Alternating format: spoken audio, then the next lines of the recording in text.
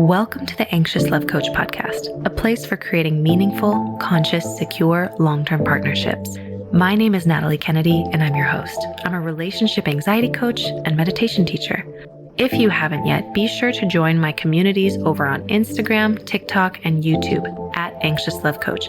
You can also request a 30-minute relationship anxiety assessment with me, depending on availability, or ask me a question over on my website at www.anxiouslovecoach.com.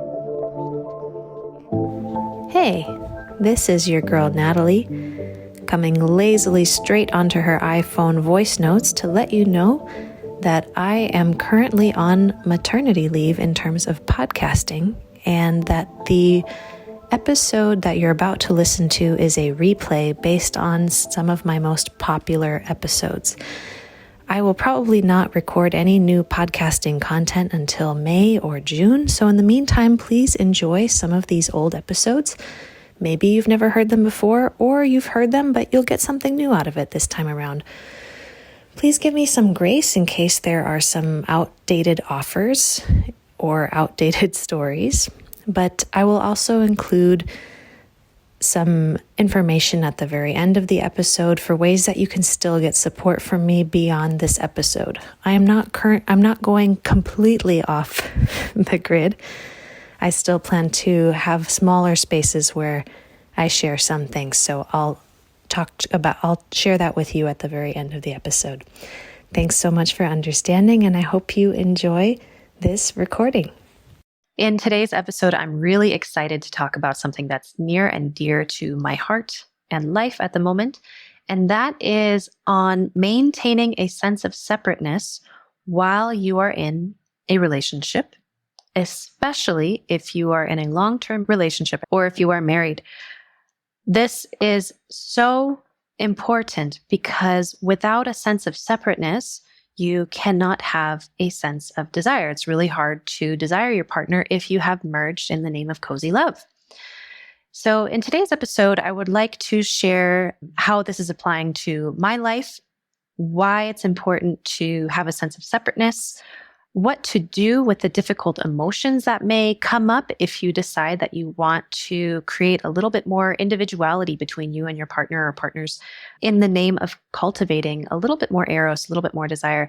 As you do that, you might start experiencing some separation anxiety, or you might experience a slightly different flavor of anxiety, which is, I'm getting separateness, but I want actually more. And how do I create separateness without necessarily drifting apart from my partner? Because if you don't have anything to really draw you back in some sense, then you're kind of like two planets without any pull towards one another. And then they kind of, drift apart. So how do we maintain a sense of separateness without drifting apart? These are all topics that are going to be covered in the podcast today. So how is this relating to me? Because I'm selfish and I want to talk about myself first. So Preston and I, if you listen to the last couple episodes, you probably have heard, or if you've been following me on Instagram, or you're in my email list, you might know that Preston and I actually just came back to Medellin, Colombia. We were here last year, made a lot of friends. My co-coach Sheridan lives here, and we came back here after we got married in June, and we just love it here. And one of the advantages and honestly privileges that we have here is our dollar goes a long way. And Preston has never gotten to experience dorm life. When we met, he was in college living with his parents. And I always had roommates, or I lived with my family, or I lived with Preston. I never had my own space. Frankly, I could not afford it in Southern California. So when the time came, we moved in together, and that was that. So we're thinking about having a family in the next couple of years, and we're just thinking about what we would really love to accomplish before that time comes. As we started exploring what our profound, rich lives look like, I do mean financially, but I also mean not necessarily financially, just through the types of experiences, the rich experiences we would like to have in our lives very consciously. One of the desires that came up for me was actually to use this time to find ourselves a little bit more.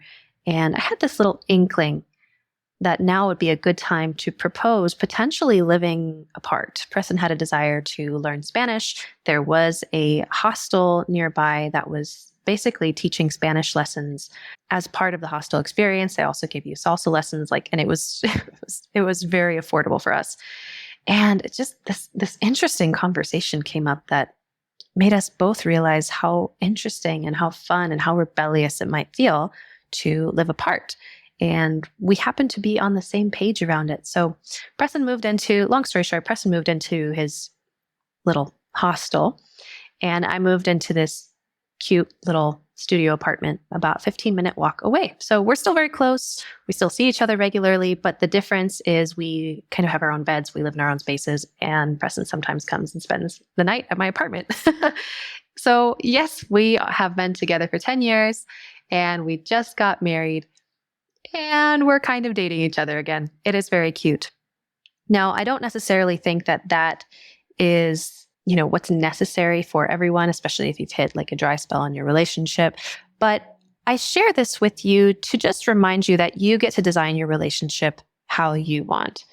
And that ultimately, where we want to step out of the matrix of what we think our lives have to look like, that we have to necessarily get a college degree, get a job, find a partner, get married, buy a house, have kids, and do all that in a matter of 5 years. And if you're not doing that, you're a total failure. No.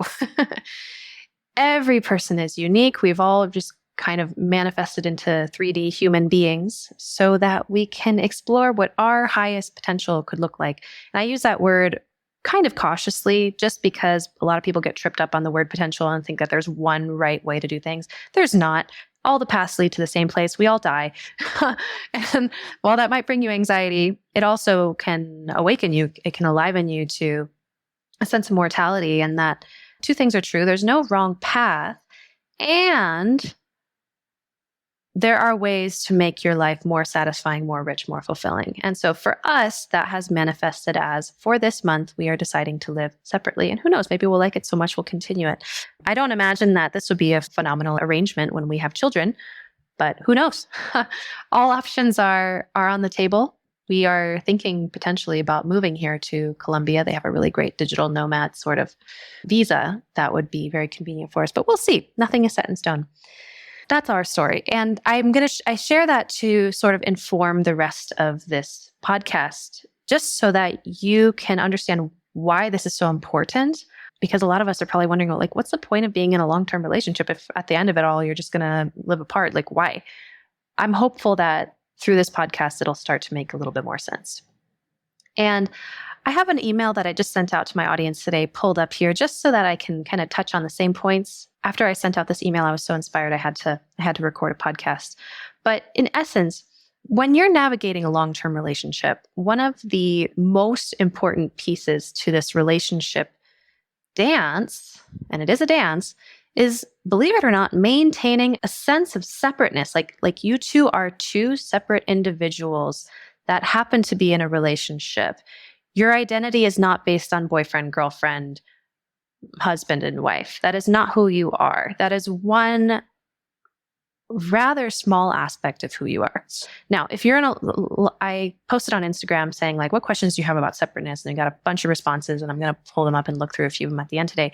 But a lot of people were asking about long distance relationships. And as I've started talking more about separateness and desire in relationships, a lot of people have been kind of really hard. I can tell I've triggered some heartbreak for people who are how dare you speak about creating separateness when I don't have a choice? I have to have separateness because I'm in a long distance relationship. So if you're in a long distance relationship, and we do have an episode on this, by the way, with Sheridan and I, so I recommend scrolling back. You'll find the long distance episode between my co-coach Sheridan and I. That's another conversation. But what I will say about long distance relationships is that in long distance, the mechanism of separateness is built in for you. And the thing that makes it feel so kind of agonizing is the fact that it seems like you don't really have a choice around it. And maybe you kind of have a choice around it and you kind of don't. It's one of those two things are true paradoxes at the same time. Yes, you could drop everything and go be with them, but then there'd be all sorts of other consequences. So in a way, we're choosing this, but it's a relatively painful choice. And so it feels like you're It's like, how can you enjoy a sense of separateness when it feels like it wasn't by choice for you to be separate? So I understand the pain around that. It can be agonizing. But I'm hopeful that in listening to this podcast episode, maybe I can shift your perspective a little bit. And you can use your understanding of how separateness is actually a good thing for a relationship. And you can use it to your advantage to build tension, anticipation, and desire, ultimately, right? I was speaking to my friend Chelsea Horton a couple months back, and she was telling me that when she and her partner, now husband, were in a long distance relationship, it was some of the hottest time in their relationship. And I'm not saying that all long distance relationships are going to be hot, because if you have too much separateness and not enough closeness, if you haven't cultivated enough of having energy, which I'll explain more later in this podcast, if you don't have enough of that having energy, then you're, like I said, you're two planets that can easily drift apart. So that's why I say it is a dance. Now, before I move on, I want to talk a little bit about the quintessential honeymoon phase. So for many of us, in the beginning of our relationship, there is this sweet spot, and that's why we call it the honeymoon phase. There's a sweet spot of separateness and togetherness that really only uniquely, naturally, not always, but often happens during the honeymoon phase. And Esther Perel actually talks about this in one of her books. I forget if it's Mating in Captivity or if it's in State of Affairs, but she talked about the thing that makes the honeymoon phase so special is that we're kind of in this sweet spot between the having and the desiring. So what I mean by that is, like, we haven't quite figured each other out completely yet. So we're still intrigued. We're still trying to learn about this other person, but there is a sense of having them, this sense of knowing the other that creates the illusion of having them. So the honeymoon phase allows us to beautifully have a sense of both desiring and loving the other person. So there's still something left to conquer, but you've conquered them enough to where, I use the word conquered very loosely here. I don't mean literally, but there's a sense of having to have gotten to know them. And because of that, you can build love, you can build trust, you can build safety, but there's still enough novelty to where there is still something left to conquer. Now, what I will say is the idea that you know someone is an illusion, and that is in part what makes desire stop over the years. But for the sake of keeping this podcast on topic, I will say that yes, there is a very unique space in the honeymoon phase because we have this edge of both having and desiring the other person. From that place, we continue on the trajectory of wanting to, I'm going to use that word conquer again. We want to conquer them more and more and more. We want to close the gap. We want to close the distance. We want to merge and love them, right? Because when someone is far apart and we intensely desire them, we want to close the gap. We want to basically merge with them. And like I said, the honeymoon phase is that sweet spot where we've kind of got them, but there's still more to conquer. And we continue accelerating in the direction of having and owning and conquering and really knowing the person. So gradually we move more and more into the pleasures of having our partners. We get an idea of who they are. We learn their quirks and their kinks. We grow to accept the things about them that we don't like. Maybe we get married. Maybe we move in together. Maybe we have kids. Again, we are closing and closing and closing the gap of separateness. And like I said, that's not necessarily a bad thing because there is an inherent love that gets created and it kind of replaces the infatuation as a result of this. We might start believing that we know our partners and that there isn't much else to know. And with that, we often merge into this routine of cozy love. And inevitably, we might fall into a routine of becoming the same way with one another day after day, indefinitely. And again, I really want to reiterate that this is not in and of itself a bad thing, especially if you desire a relationship with a lot of predictability and safety. There is nothing wrong with that. However, what I started understanding many years into my relationship anxiety journey is there is a very real part of me that enjoys separateness and having a really hot sex life and polarity and opposite and individuality. And when I merge with my partner too much and we start getting too cute and we start getting too comfortable and we really just sink into the having of each other and don't stoke the fire by creating separateness and oxygen between us, boom, the eroticism dies.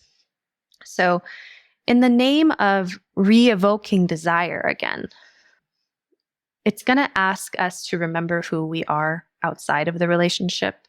And when you start thinking about what that might look like, it means that when you come home, your partner might not be there because they're out with the guys. Or maybe instead of spending time with your partner watching TV, you actually go out pole dancing, or I might go out salsa or tango dancing. Initially, this might actually trigger separation anxiety. And so a lot of us don't want the discomfort of that. We don't want the discomfort of potentially meeting someone sexy and like not knowing what to do with that energy. So we avoid it. But to continue to be an erotic being, an alive being, you need to know who you are. And that means you need to know who you are outside of relationship. This is a critical piece to desiring your partner and wanting them. And I really, really wish I knew this when I was struggling with relationship anxiety, because until I understood this, a huge part of me thought that I had to break up in order to find myself again. And I did not know any in between. It was either stay super comfortable or break up. There wasn't like, hey, I forgot who I was. Why don't I go travel for a month without you? Right. And ultimately, actually, if you remember episode 1 of the Anxious Love Coach podcast, that is exactly what I did. And that traveling was actually what allowed me to figure out who the hell I was, at least for that time being. And it made me so much more confident in my decision. It's like I had to extricate myself from the relationship on a day-to-day basis without necessarily removing the title of being in a committed relationship. This is why when I'm working with my clients and they join me in my programs, I'm going to tell them the same thing. It's like, when you're here with me in this container, this has less to do with your partner and more to do with you. We're not going to like set you loose to go romp with a bunch of strangers, but we're going to cultivate the mindset of the fact that you're single right now. So if you're going to come to my retreat, for 5 days, you're single. And we do this not as break up with your partner and like when you come back, you're not going to enjoy them. No, this is just, we're practicing a way of thinking. It's like, who would you be? What would you do if you were not defined by the relationship? And initially, this might freak some people out. And I think this is part of why a lot of people get triggered when they read a quote on the internet that says, "Oh, you're only with your partner because you're frightened of being alone." And that leads them to think, "Oh, I need to break up with my partner so that I can be alone and find myself." You don't necessarily need to break up with your partner to find yourself, but you might need to mentally remember who you are outside of the label. I say the label because language and how we see ourselves using language to describe ourselves is really important, and how the importance of the words that you choose to use to describe yourself and your relationship and your partner influences very heavily how you feel about it. That's why I study language so intensely, and I beat myself up when I use uhs and ums, and I did Toastmasters for many years. Language is really important. This is why you stay in school and study your words. But imagine you don't have to necessarily break up with your partner, but you do need to honor your individuality. Who are you outside of your relationship? Do you need to break up to remember that? No, not necessarily. Some people deliberately do it to themselves because they want to feel the extremes of the breakup. That's fine. That's beautiful. But there are an equal number of people who have the same experience without necessarily breaking up. Retreats are a phenomenal way. Traveling is a phenomenal way. Your partner traveling and leaving you at home is a phenomenal way. Distance is good for a relationship. One of the ways that my partner and I have decided to play with this concept, because we both are studying this now, is by moving away from each other. And I don't even think, I'm recording this podcast, I don't even think he and I have texted today. Whew. So That is, and I know we're thinking about each other, so I'm just wondering, like, who's going to text the other first? All right. So there's mystery, there's play, and really most of that is in my mind. And the way that you see the relationship matters so much. So I remember when I announced this on Instagram, we had some people who were like, wow, this is amazing. And other people are like, how do you not get anxious about what your partner's doing? How do you not get separation anxiety? I imagine someone being like, uh-oh, if you need to move away from each other, your relationship's in trouble.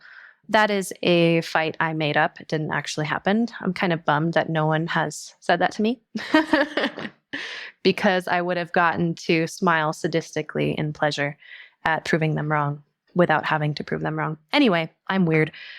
But Preston and I get like this weird, twisted, giddy pleasure out of people potentially raising their eyebrows at us when we tell them that we're separated. I remember a few months ago, he and I went to a tango class and we pretended we didn't know each other the whole time.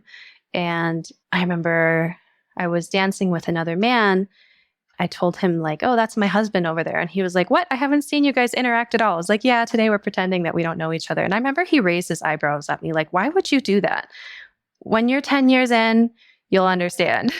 You need to deliberately create mystery, deliberately create new plots regularly if you want to keep your relationship interesting, and to explore new ways of being, to potentially reveal a side of yourself that exists, but your partner may not have seen. We are infinite beings. We're really physical manifestations of God. And so in theory, there is always more to discover. You could do monogamy your whole life with the same person. You still wouldn't know them. No matter how much you studied that person, you will never know them fully. And that's a beautiful thing. It gives us plenty to work with if we're willing to be humble.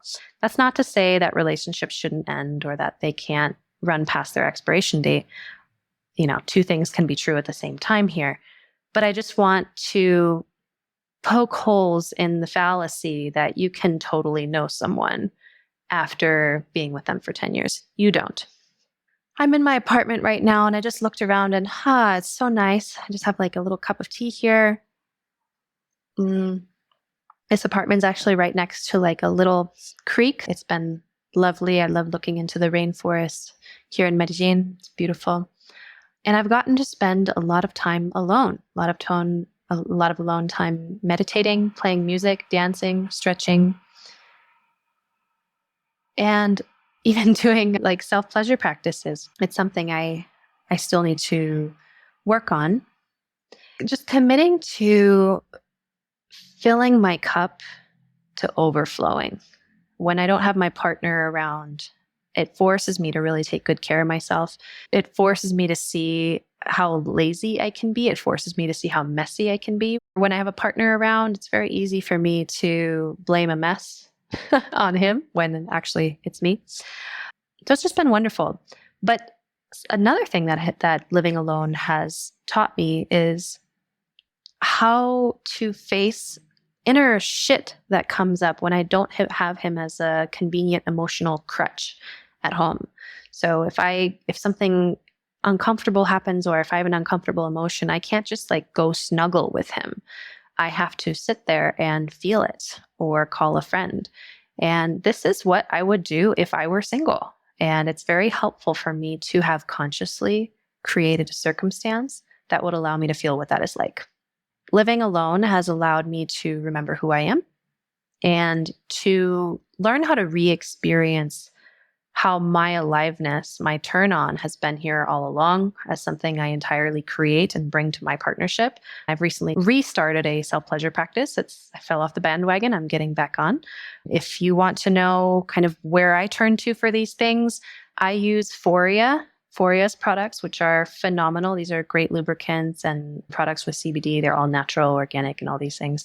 I use them as lubes. I love them. They are so awesome. I'm putting a link in bio if you ever want to get their products. Yes, it is an affiliate code. Yes, I do get paid. I do swear by their products, but if you want to purchase them, you are supporting Anxious Love Coach. So thank you. I think it's foriawellness.com, FORIA. If you use Anxious Love Coach 20, you can get 20% off your first purchase. I think that only applies to certain products, not all. I think the bundles are not included. Thanks for letting me talk about that shameless little plug. So I use that. Some other things that I use are, I use a Chakrub, CHAKRUB. I don't get paid to endorse that, but they are awesome. I have a black onyx crystal wand and it is awesome. I also highly recommend my coach's online courses, Lucy Lamp. She has a course that just came out called Come Together. These are courses for couples. They're also courses for self-pleasuring. If you are wanting to begin on the sensuality and sexuality path, go straight to Lucy Lamp. I also do get a cut of that. So again, if you end up purchasing her products, it will be fun for you. It will be fun for Lucy and it'll be fun for me because I get a little cut of that as well. So I'll include all of these in the show notes. But these are the things I've been doing during my time alone. I spend a lot of time eating. The sentence that wanted to come was eating delicious food, but a lot of the food in Colombia is not my favorite. So I eat the things that I don't hate, but I enjoy them in the comfort of my apartment. I spend a lot of time working. I spend a lot of time lazing around. When Preston and I FaceTime, it's really fun. It's really cute. It gives us stuff to talk about. And I just really recommend it. Obviously, if you're living in Southern California, it's going to be tricky, especially depending on your income. But here in Colombia, it's totally doable for us.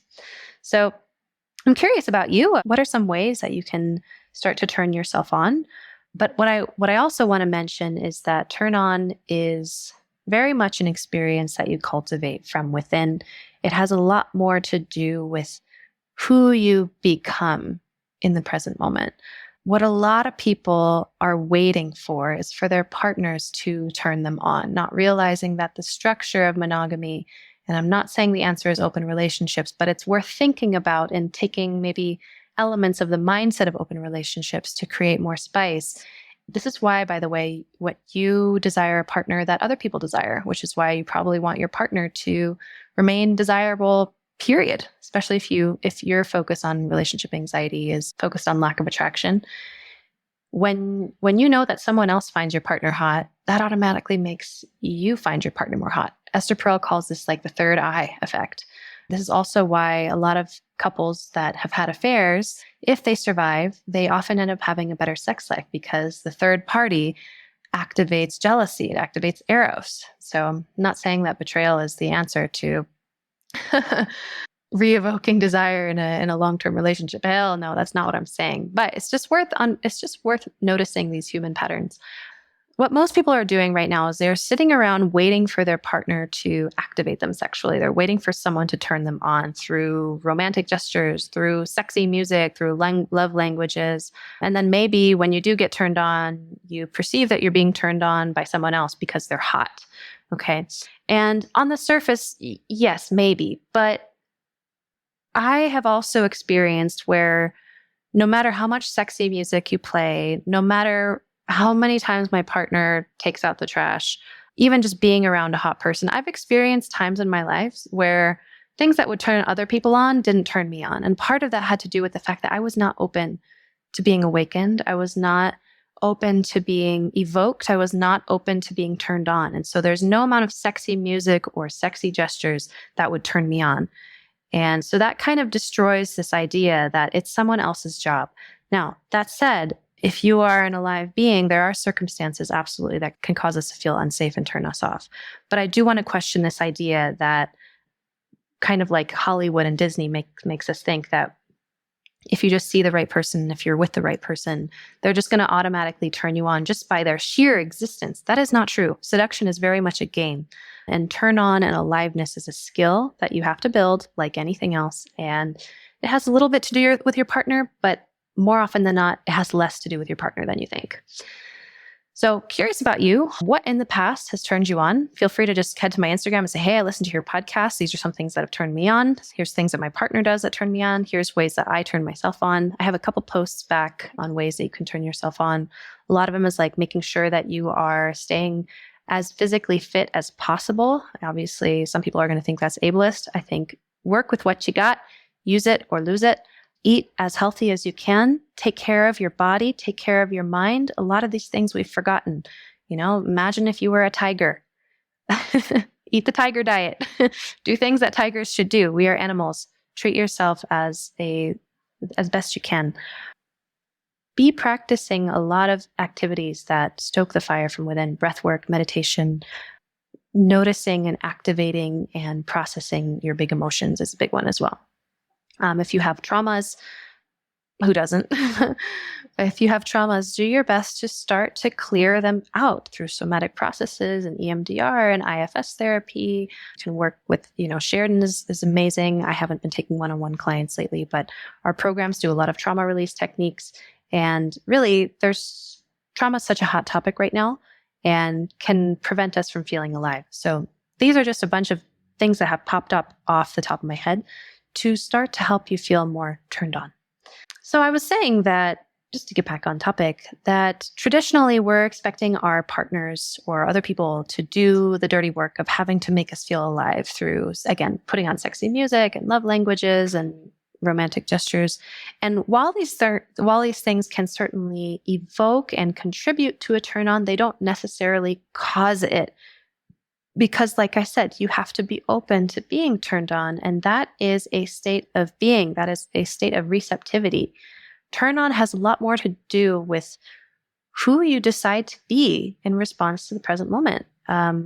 When you find yourself turned on by another person, is it really the other person turning you on? Or does that person just bring a side of you out that you haven't seen? Some of the people I've found myself most turned on by are people who have activated long lost parts of myself. And that has been really useful information. Maybe someone makes me feel really intelligent. They, for a moment, see me as I would love to see myself, as someone very intelligent, as someone very wise, as someone very caring and warm. Maybe someone thinks I'm ecstatically hilarious. Maybe someone thinks I'm seductive. And who knows? Really, the way that other people see us impacts how we see ourselves. We're projecting beings. And so when someone sees us the way that we would love to see ourselves, we happen to find them attractive because they affirm to us the very way that we hunger to affirm to ourselves who we are. Notice how your turn on manifests, not just in the more obvious ways like a wet pussy or a hard cock, but maybe we can start to notice turn on happening in the subtle ways. Just right now, I'm touching my mug, which is a little bit warm, and I'm receiving that warmth into my palms. Ooh, what does that do to my body? Does it make me want to swirl and undulate my spine? Notice if you have an impulse to sit up a little straighter. And yes, it can go all the way to having a really magnetic wet pussy and just like squirming in your seat from being around someone that really activates you. There are so many ways to start to experience turn on. And really, so much of it ties down to remembering who you are, that this might scare you, may or may not have to do with your partner. I used to believe that, I'm going to trigger so many people with this. Oh my God. I used to believe that your partner is the only person that should turn you on. And I think that in closing yourself off to being allowed to be turned on by other things, not even people, I can get turned on by an orchid, you guys. You ever played with some flowers and nature? I mean, nature is one of the most erotic things if you slow down enough to be with it. The way that wind can caress your face, the way that the sun can touch you in the heart, the way that an orchid can brush against your index finger as you play with the inside of it. Okay, nature is very erotic, and humans are nature. And so we can have a primary commitment to our partners and have agreements to do monogamy in however you decide to define that. But I think in closing ourselves off to never allow ourselves to be turned on by an experience that isn't our partner, I think what we're doing is it's kind of like we're taking, I use this analogy in my online course, Both Feet In. It's like a shower head. And there's all these opportunities and little holes that the water comes out of. And the water is the life force energy. And what we're often doing is like plugging up these holes, trying to make sure that we never feel anything for anyone or anything outside of our partner. And our life force gets trampled. And in trampling down our life force with our ability to connect with others, we might be trampling down our life force that's also available to our partners. Like I said, it's one thing to act on desire. It's another thing to shut it down completely in the name of making sure that we don't act on it. And that's a tall order. To play that edge in a relationship is a tall order. How do I remain faithful to the agreements of my partnership without totally shutting myself down to the point where I can't get turned on, period, with or without my partner? I spent so many years turned off because I didn't want to get turned on and not wield that turn on responsibly. And so that's why another piece of this is really building self-trust. You have to trust that you will be okay no matter what happens to you. You have to trust that you'll be okay no matter what your partner does.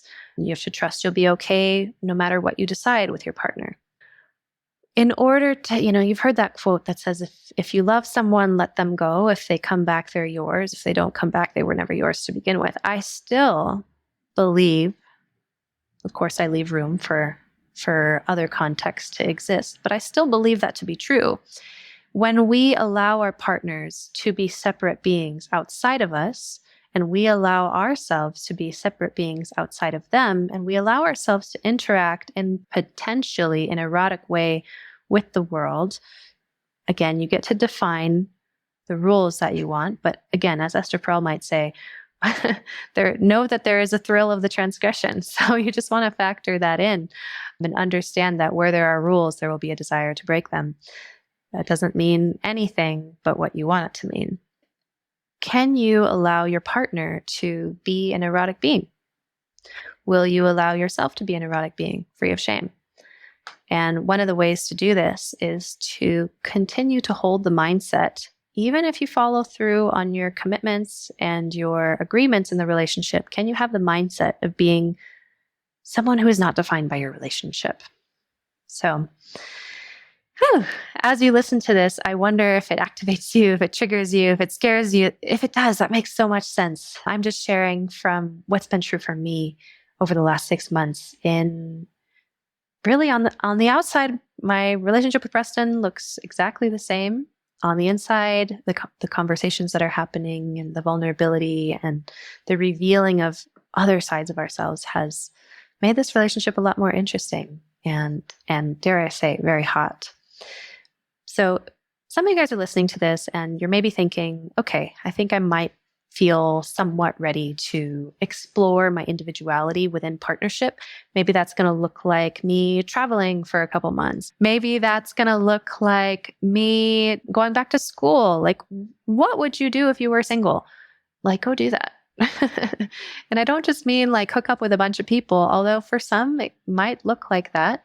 But I do think that, all paths lead to the same place. And we should still be willing to explore. As you start to explore your individuality, and maybe you go to your partner today and you say, Natalie and Preston, they got 2 separate places to live and I want to do that. That'd be really fun. And maybe they respond with protest. Maybe there is some anxiety that comes up. Just know that a lot of times anxiety is a masquerade. It's a cover for grief and loss. And even if you stay in the relationship, there will be phases of the relationship that will pass, that will die. And as we make space for new desires, new wantings, old dynamics of the partnership will die. And with that comes loss and grief and sadness. So just make sure you leave room for that. And loneliness as well. If you are going to be consciously cultivating, maintaining a sense of separateness, and as Omer Pani says in his book, Prerequisites to Ecstasy, not only maintaining separateness, but maintaining yourself as an attractive shore to visit, right? If you maintain a sense of separateness, but you don't keep yourself up and you're otherwise a miserable person and visiting you feels like poison, then there's no point to the separateness. You want separateness, but you also want to be an attractive shore to come visit. Both of you do. I remember in the years past when my relationship was kind of on the rocks and my relationship anxiety was really bad. We were both really cozy, but we'd also gotten really sloppy. We never dressed up. We'd gotten really comfortable. And so even as we started to create a sense of separateness, we remained sloppy. And so there was not much desire to be had. So you need that too. Just know that.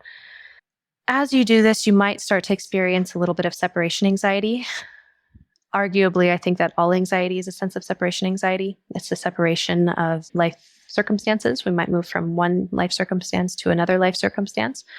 That means endings. So if you want to have aliveness in your relationship, both with yourself and with your partner, make room for endings, make room for loss, make room for loneliness, and know that embedded in the death of things, there is also life and awakenings and newness. The art of stoking the fire from within, it's been long lost in a world that demands you to look outside of yourself for your aliveness. If you are finding yourself frustrated because your partner isn't turning you on, number one, it's not your fault. And two, there is something you can do about it, right? Those two things are true at the same time, as two things often are true at the same time. So I want to teach you how to access that passion from within rather than outsourcing it to your partner. Your partner, like I said, can contribute to your turn on, but they are not responsible for it. There's a difference. When a woman is deeply in her pleasure, it's very hard to resist and not notice her. So we need to remember this long lost art of being the seductress. First and foremost, for yourself and remembering who the F you are. And, if you want the kind of love where your partner just their jaw drops to the floor in awe and adoration for you, this has less to do with your appearance and a lot more to do with your energy and what's going on inside. Sometimes the times when my partner has found me the most beautiful, yes, have been when I have a full face of makeup and a perfect outfit. That certainly helps. But a lot of it often also has to do with when my energy is magnetic and I could have a messy bun and still get that level of attention. It's not necessarily to open up the relationship, although it can. Ulmer Pani in his book, Prerequisites to Ecstasy, say there's a big difference between going from a bad relationship to a good relationship and a good relationship to a great relationship. I would not suggest using an open relationship to fix a relationship that is not good. That is a recipe for disaster. But we can take the principles, the mindset, the appreciation of the idea of an open relationship to spice up some interesting conversations without having to change a thing that we necessarily do on the outside of the relationship, but we can change the internal dynamic. It's very hard to make a decision while you're in a state of fight or flight or operating out of trauma. In my case, that's what was going on for many years in my relationship. I had one foot out the door and I thought it was only attraction-based. And sure, that was part of it. But a lot of it too is my fear of commitment. Once you can see yourself and your relationship clearly, making a decision is so much easier because you're not focused on making the right or the wrong decision. You're just focused on making a decision and then working with the emotions that come around it. Being separate means being opposite. Opposite means contrast. That means we need to have opposite energies. Words like masculine and feminine describe these opposites, but just know that those are just words that point to energies. Some people prefer the words yin and yang. There's a penetrative energy. There's a receptive energy. And once you understand this, you can understand nature. Once you understand nature, you can understand sexual energy. I want to answer a few questions that I saw posted on Instagram just right before this podcast episode. I said, do you have questions about separateness? I'm going to take a few minutes just to answer some of those. On welcoming separateness as an anxious partner, how do you welcome separateness if you tend to identify as anxiously attached? All right, so I have 3 answers to this that come up immediately. Number 1, I would say, go find your inner child. If you have an abandonment wound, if your dad left you or someone left you when you were younger, whether that was literally physically abandoning you or emotionally abandoning you, I recommend finding some kind of trauma specialist or inner child specialist or IFS practitioner that can help you work with the feelings of abandonment, which, by the way, from a nonviolent communication perspective, abandonment is not, I don't see abandonment as an emotion. I see abandonment as an event that triggers emotions like loneliness and sadness. And there's really, abandonment is like the thing that happened. But if we take the circumstances out for a moment, we might have just pain and sadness and loneliness, grief. Working with your inner child is one. Number 2, I would see if you can shift from anxiety, because anxiety usually comes with a transition or some kind of separation.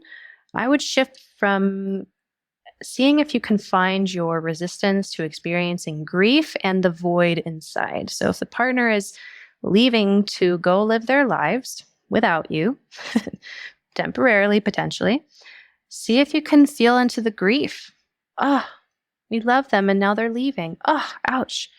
And let that help you enter the void inside. There can actually be an enormous pleasure in the void if you're willing to go there. I was just in it yesterday, actually. And then this is going to be a little tough love. Go get a life. Don't always be available. Give your partner a chance to want you too. 2 words that are very useful for me are the words of course.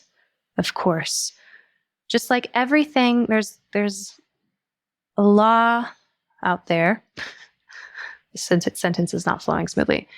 Life is impermanence. This is a Buddhist principle. Life is impermanence. Things end. Of course. And these 2 words, of course, when someone leaves us, of course, I don't mean that as like I deserve to be abandoned kind of mindset. No, it's just that things end and people leave and people die and things end. Of course, that is a law of nature that things end. When you get money, you end up spending it. When you buy something, it breaks. When you enter a relationship, it ends. When you start life, life ends. Everything is impermanent. When something leaves you or someone leaves you, to have the humility to recognize that we were never entitled to have these things forever.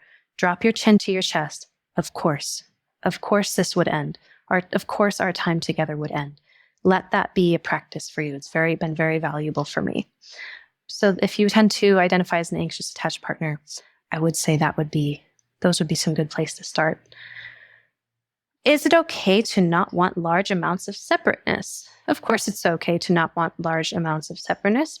Just know that separateness is what allows you to desire your partner. So maybe you're one of those people who really just desires safety and coziness. If that's you, notice if you can do that without the expense of the missing and wanting each other. It's very hard to miss someone if they're with you all the time. I hope you enjoy this, and I can't wait to catch you in the next episode. Take care. Bye-bye. Hey, I hope you enjoyed that episode. I just wanted to let you know that if you wanted to get support from me beyond the podcast, I'm still active in a couple places, just not the podcast and not as much as I was before. I'm still hosting a monthly call on Patreon and sharing little voice notes from my heart in there when something comes up. So it's not as consistent, but I'm still there. And if you want to come on to my community call and ask questions, I am still offering support in that place once a month. So it's $5 to $9 a month, and you get some exclusive content there. The second thing is I'm still selling all of my courses. By far, my most popular one is called Both Feet In. It's for people who are struggling with relationship anxiety, and it teaches a lot of practices that can help you gain more confidence and learn how to tolerate difficult emotions and get alternating parts of you on the same page and rewrite your stories and beliefs about love. Some of these meditations that are taught are partnered meditations, meaning I recommend you find a buddy that's also doing the course. If you need help finding a buddy, you can always email my support team, who is keeping a running list of people looking for sort of accountability partners, even while I'm on maternity leave. And you can email them at support@anxiouslovecoach.com. And lastly, if my Wisios are up, you are always free to submit me a Wisio. This is basically my pick my brain option. And you can pick my brain for $67, or I have like an emergency one for, I think it's $117.